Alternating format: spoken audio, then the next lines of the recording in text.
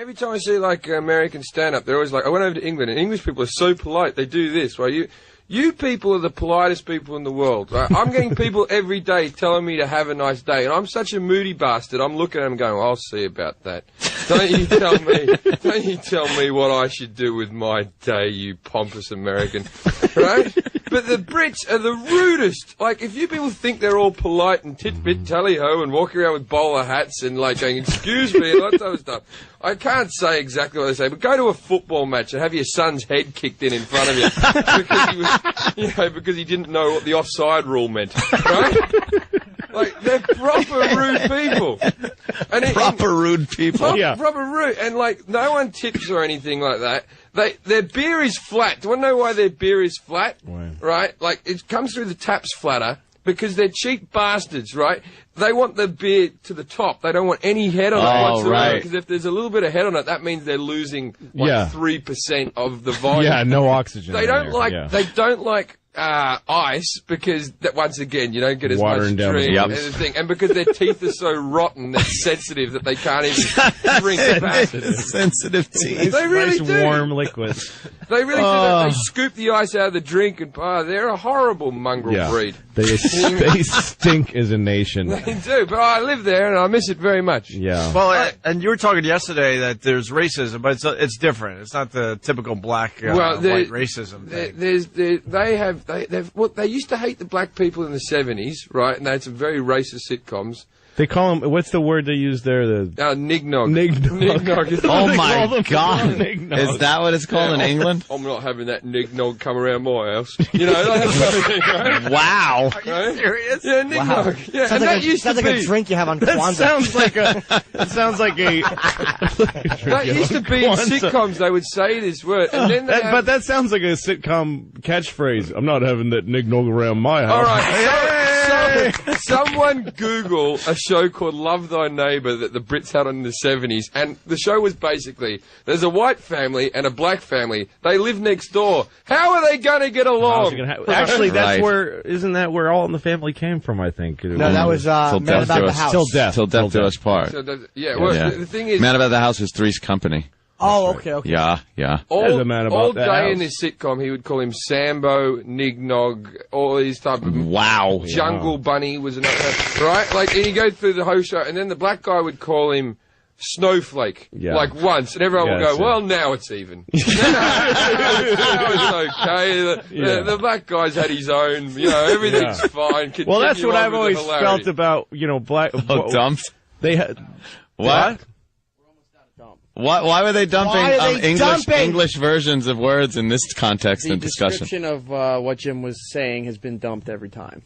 Are you serious? Hysterical. Well, I'm sorry. You mean your fault? It's not your fault. Hysterical. Not your fault. There's no racism in England. Then I was speaking in context. Yeah, that's what. Be careful with that word too. It was completely in context. Yeah. And it's just... these aren't my thoughts, people. It's describing... My dad, on the other hand, that's exactly how he thinks. What the words are in England. That's like, amazing. No one would... Wow. It's funny that that's a bad word in England because it sounds so harmless. Yes, it does. It sounds silly. Wow, that just stopped a hilarious that's amazing segment of the Opie and Anthony show. You were on a roll too, my friend. Yeah, he's funny. He's funny. It made Jim leave the studio. He's going to march down the hall. It'd be funny if people go to Tom. see him now because they take our word for it, and then there's just blank spaces in his accent. Like, no, he was really doing the whole thing on the air, and just. Well, just for the record, there's no racism in England. Not even at all. I just wanted to be quite certain. There's none anywhere in the world. None. No, it's none. all love. It is. I bet you they didn't dump Snowflake. Yes. Yeah, exactly. Not well, that's the talking thing about is that, but the words that black people can say about white people are they can't hurt. No. Because, like, the words that people call black people bring them back to all the terrible things that have ever happened to them. That's why they hurt so much. But you call me a cracker, And it brings me as I'm like, oh yeah, well, I owned a lot of land and people. And where does the word cracker come from? Where does that come from? It's something that you call somebody. It means crack of the whip. So it's like it doesn't really make a. It's not like you're taking a person down. Like cracker. Yeah, well, yes, a white suit, some lemonade. Where does honky come mint from? julep. Mint julep. What about honky? Is honky what is that one? I don't know how honky. It's just a dumb word. Some people say it's because of the way that white Americans talk. Kind of nasally, honk. Yeah. Okay. That would make sense. I don't think there's one white person that has been offended by that word. Not a one. My daughter cried. When she was called a honky? Somebody called her a honky in school. Because they were Are you serious? No, of course not. I thought that's an awesome story. That would have been a great story. She was carrying a book and wearing sunglasses, and there was a bunch of black people calling her honky. And as the National Guard was leading her into a right segregated school. Yes, exactly. What happened, Jimmy? I just saw Tom in the hall. He's like, I talked to him. I don't think it should have been dumped. I don't think that was Tom. Oh, well, Yeah. F and A. Am I in trouble now? No, you're not. No. The guy is, look, I know he's Bloody trying honky. The guy You turned into have to leave the country, though. You know how frustrating that is? That was probably the funniest segment of the entire show, and a lot of people didn't get to hear it because we got a panicky Pete on the button. Yeah. I'm a little worried, but the racist Line stuff, of the dude, day will relax be with the racist silent. So stuff. can we say the word? I would hope so, yeah. So, Tom said it's okay? He just said it shouldn't be. He said I talked to him. I'm like, Tom, the guy wrecked this didn't segment. talk I to know him. he's trying to do his job, but he wrecked this segment. Yeah. Jim, I mean, it happened. Jim Jefferies, don't overdo it, but maybe you could you could go back there. Nignog's still a bad word. Is that one going Well, that's what English people call black people. Nignog. It's not even an American word. No. I'm not saying I agree with Those awful racist people. Yes. And I really wish they wouldn't use this word. My point is, they used never. to in the 70s. They used to have a problem with black people, and then in the 80s, it became they had problems with the Indians and the Pakistanis was the big problem that they had, and they united about that. And then it was like after September the 11th, they had problems with Arab people, and now since the EU has opened up, they hate the Polish people because the Polish people will do a kitchen for you for half the price, and the British really? are the laziest workers in the world, and everything's overcharged. I had some renovations done in my house. Of course I got Polish people in. I wouldn't make an English person make me anything. They couldn't build anything. They're drinking like 10 cups of tea a day, the lazy pricks. They really are. Like the average English person they work out drinks 4 cups of tea a day. Right? Now I live there. I'm part of their population. I don't drink any, so that means some bastard's having 8. Right? A day, every day. Yeah.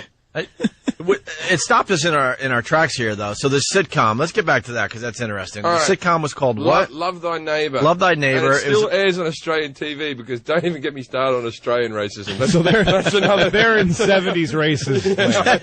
But it's funny to hear racism from other countries. Like, that's why this is interesting. Yeah. They're like, we call them kangaroo lovers. It's like, what? There's nothing here. But somebody's being bothered by it. But here. And this sitcom was a black family next door to a white family and how they're going to get along. It's called Love. They had another one called Mind Your English, which was like a guy who was an English teacher who taught English to foreigners, and there was every different type of nationality, and there was some great stereotypes in that sitcom. Oh, that must be it right there. If you're an Indian bloke, your head had to wobble in that sitcom. There was no other option. You know what I mean? It was that type of thing. Yeah.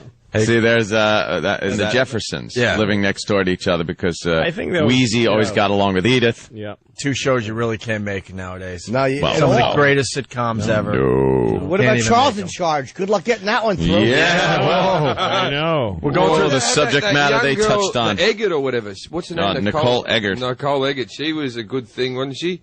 What's happened to her? Is she still kicking about? Nah, she kind of got old. Yeah, she screwed herself up. She got like implants and I don't remember who she was. Got those like soft. She was like the 16-year-old on Charles in Charge, and then she became a Baywatch babe. But I liked her more when she was on Charles. Charles in Charge, because I was the same age as her or something, and I thought she was a bit special. See, you understand where I come from because we always talk about who was hot when you were growing up watching television, and these guys are like they're picking like women. Like Wonder Woman and this, and I was like, no, I was always into chicks that were my age on television. I had a thing for Punky Brewster when I was 8 as well. Right. I'm serious. I used to think, that age, she's a good thing. You're like, I was 8 and she was 8. You said, I'd like to go and hold hands with her. I was the little innocent thing. I want to hold hands with Punky Brewster. Yeah. But Soleil Moon I was 20 at the time. She grew up to be a good sort as well. Oh, yeah, now you want to hold her globes. I picked her right. I picked her at 8 that she was going to be a hottie at 20 in Soleil Moon. Yeah, there you go. Yeah, good sort. Paid off. Big titties on the Soleil Moon. Well, that one. What are we going to dump the word? Can you believe they don't even like that word? That one. Even that sweet little word. Yeah, look, we're all in agreement that one's going to be dumped. When you go back to when you go back to some civilized nation, tell them the story of how we are just How afraid of words we are. how afraid of words Americans are. Yeah, words hurt. I wasn't being hateful. No, But even if you were, were, it should be allowed. It should be. It's not illegal to be hateful, even though you aren't being hateful. Yeah. We're the only country to drop a bomb. Can we lighten up?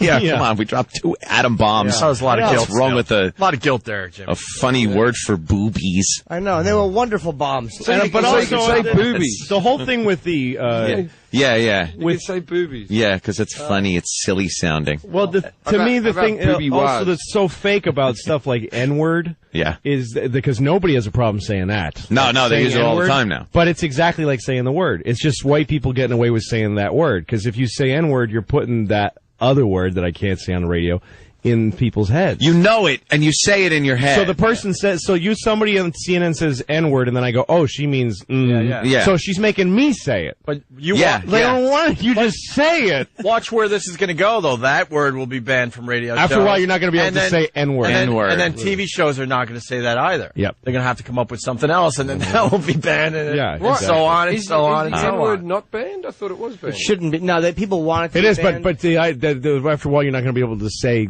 literally. Well, but it is Are we funny. Like when you thinking watch of the same N-word. Well, like what's Yeah. his name? Mark Cohen. Remember him, comedian? He told me he was watching Blazing Saddles on TV, and they cut out the fart scene. Oh, yeah.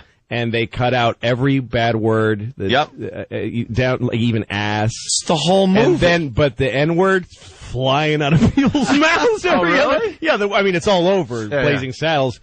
But it's like if the idea is not to offend people, you took out the farts and you left in the N-word. Yeah. You know. Doesn't make too much sense. No.